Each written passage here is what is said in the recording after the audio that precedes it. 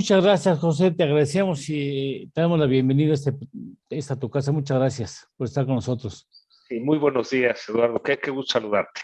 Igualmente, a ver, vamos a ver, yo estando desde fuera, como la mayor parte de los mexicanos que no participamos en la gira, bueno, nos guiamos por lo que escriben los compañeros y me da la impresión de que siempre será positivo tener un diálogo con Estados Unidos, siempre, siempre. Pero al parecer no resultó tan positivo como el presidente lo aprecia o como algunas personas creen. ¿Tú cómo sientes el resultado de la gira presidencial por Estados Unidos? Bueno, en primera instancia, coincido, Eduardo, con la importancia de que haya Sí. diálogo, sobre todo después de que el presidente López Obrador no asistió a la Cumbre de las Américas, se perdió esa oportunidad de diálogo. Ahora, al tener este diálogo con el presidente Biden, es muy positivo. Y desde luego se abordaron temas que tienen que ver con la relación bilateral, que sabemos que pues hay muchas inquietudes, ¿no? Y es natural cuando hay tanto dinamismo en la parte comercial, política, social y hasta familiar. Y lo importante es que a partir de que haya diálogo, que se pongan sobre la mesa, se lleguen a acuerdos. En este sentido, pues muy importante lo que se habló en el tema de migración, en donde lo que se requiere es que haya una migración ordenada. Los Estados Unidos requieren mano de obra, sin embargo, la migración, que desde luego consideramos que es positiva. Esto en la historia de la humanidad ha ayudado a que las culturas se enriquezcan, pero esto tiene que ser, por un lado, de manera ordenada y desde luego respetando los derechos humanos. También lo que se acordó en el tema de seguridad, en donde pues sabemos que tenemos este problema de tráfico de droga hacia los Estados Unidos, especialmente fentanilo, pero también el problema de tráfico de armas de Estados Unidos hacia México y que esto nos genera un entorno de creciente violencia. Y quizá importante este compromiso de inversión en la frontera. La frontera de Estados Unidos y México es una frontera muy dinámica, hay más de 1 millón de cruces de personas todos los días, más de 300,000 vehículos, una buena parte de vehículos de carga. El hecho de que se vaya a invertir tanto estos 3.400 millones de dólares por parte de los Estados Unidos como los 1.500 millones de dólares por parte de México en tecnología que nos ayude a hacer mucho más ágil este cruce fronterizo en donde se logre el que haya una sola revisión de ambas partes. Esto ayudará a ser mucho más flexible, mucho más rápido y así más productivo el cruce fronterizo.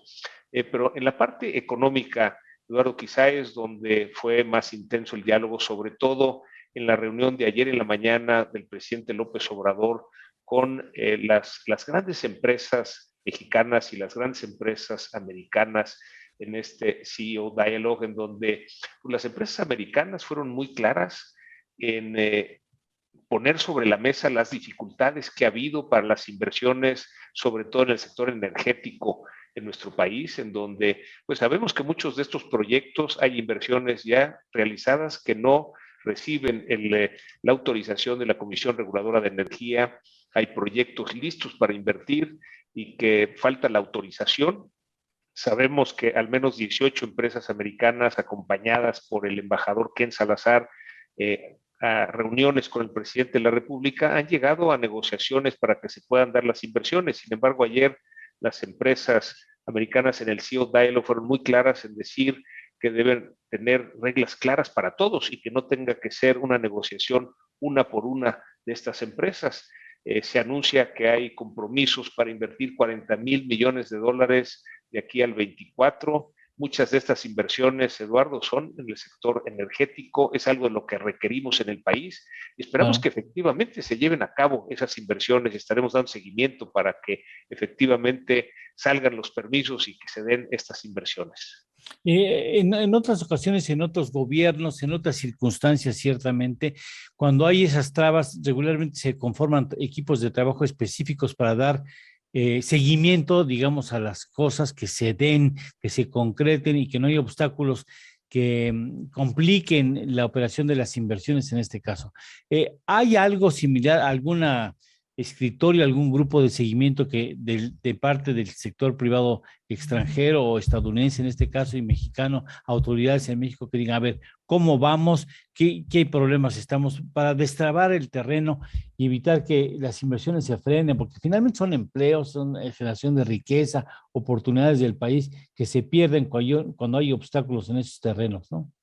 Sí, por un lado hay equipos de trabajo que en este comunicado conjunto de los gobiernos americano y mexicano se establecen para dar seguimiento a muchos de estos temas, pero también en el CEO Dialogue, digamos, hay que entender que la postura de las empresas es muy pragmática, es decir, lo que están pidiendo es que haya certeza jurídica para la inversión y en la medida en que esto sí se lleve a cabo, pues desde luego vendrán las inversiones.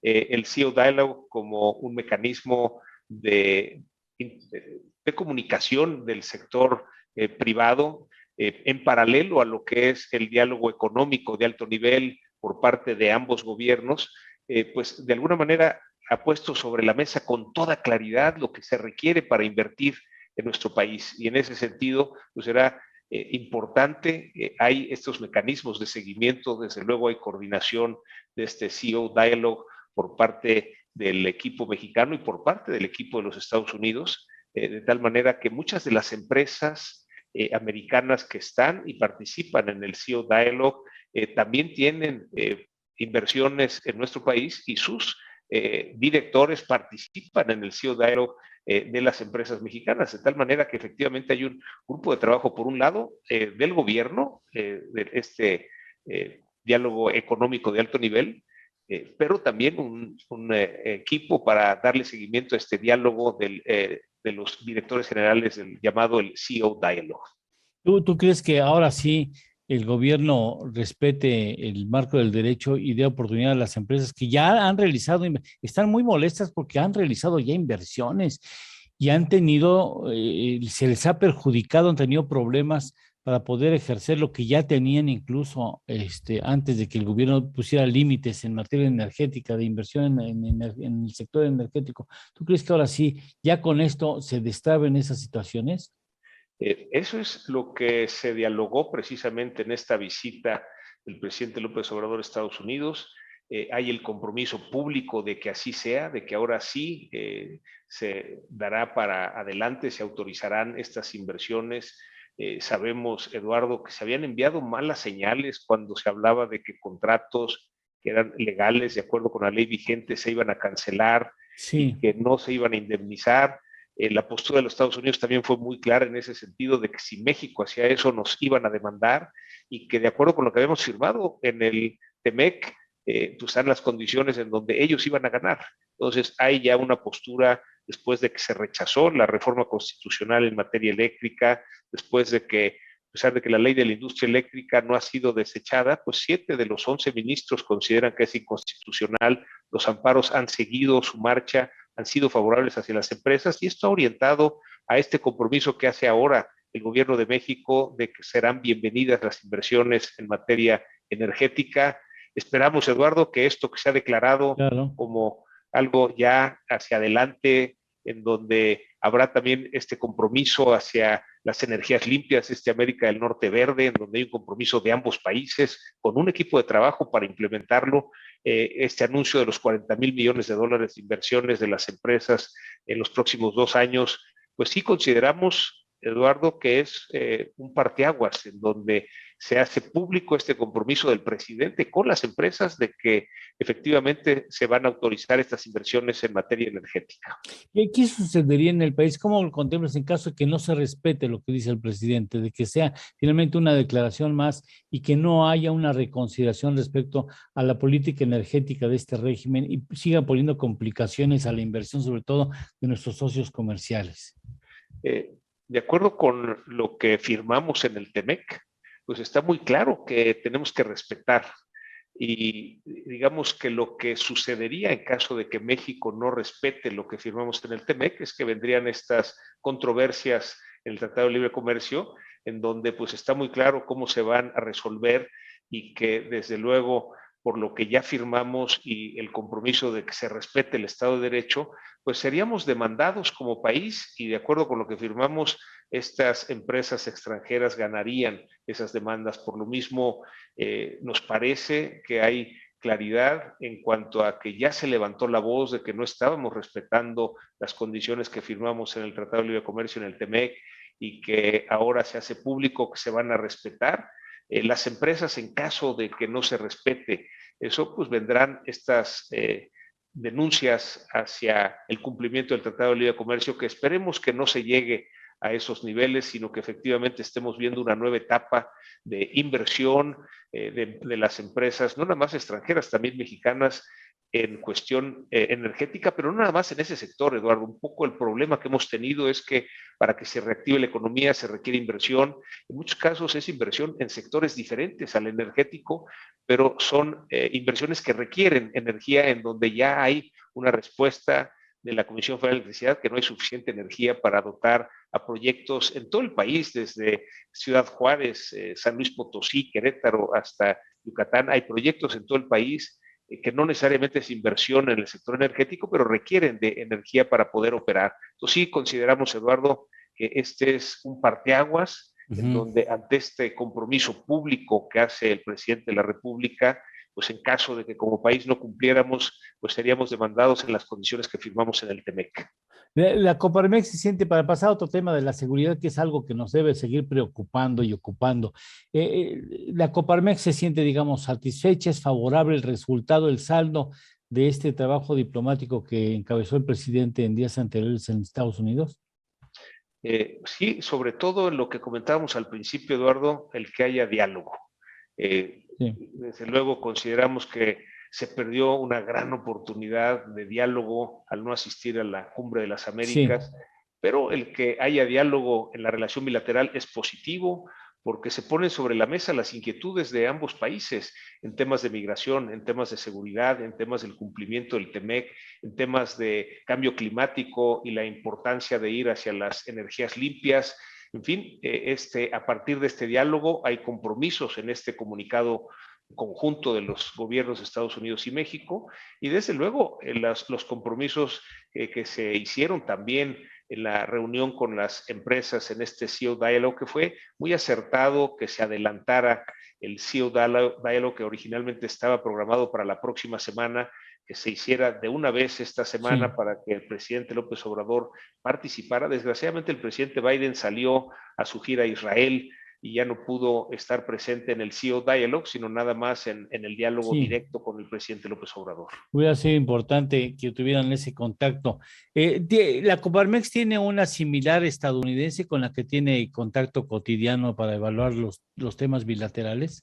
Sí, desde luego tenemos los organismos empresariales en México, no nada más la Coparmex, esta relación con la US Chamber of Commerce, que de alguna manera es nuestra contraparte. Ajá. En el caso de Coparmex, especialmente en el tema laboral, que es en el que interactuamos más, pero también en temas que abordamos en Coparmex, como es la defensa del Estado de Derecho, la defensa, sí, de la democracia, la defensa de las libertades, de tal manera que hay esa comunicación constante, amplia. Tú sabes, llevamos a cabo la semana pasada las juntas binacionales México-Estados Unidos, en donde abordamos temas de seguridad, de turismo, del Tratado de Libre Comercio, precisamente en donde cada una de estas paneles había participantes del lado mexicano y del lado americano, tanto de gobierno como de estos organismos empresariales y de las empresas directamente, precisamente para favorecer el diálogo en donde